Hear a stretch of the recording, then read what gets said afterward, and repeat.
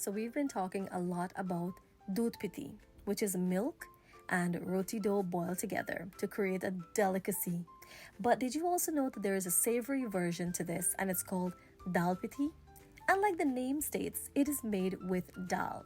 Let me show you how this is made. I asked my mom to do it. She was super excited because this also brought back a lot of memories for her. For starters, we make dal just like we make our regular dal. So we go in with all of our usual ingredients, your green seasoning, jeera, onion, garlic, you know, the full works. When the dal is about 70% boiled, you're going to go in with coconut milk, whether it's in the powder form or liquid, your choice. But now you're going to have to mix this all together. My mom chose to do this with a dal gutney. You see how mindful, how very demure she's doing this?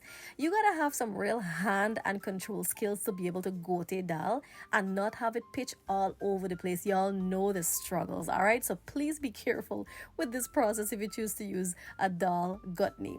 Now that the dal is boiling at about 70%, we're going to get working on the roti dough. Now, I prefer fresh roti dough in both of these dishes.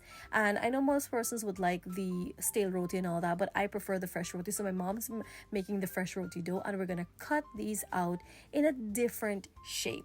So here you're going to be cutting these into little square shapes and then folding all the corners and putting that in the dal to boil. Now you can choose to boil this for however long you'd like, but when it reaches the nice texture and it's soft enough to be eaten, you can choose to take it off. So here my mom is folding the corners in, putting it in the dal and letting that boil until everything is nice and it looks all plumped up and is ready to be eaten. And that's how simple this dish is to make. This really was easy to make, super filling and flavorful. And for those of you who love a dal and roti, this is it right here. Now you can choose to use your stale roti as well, but this, guys, you've got to try.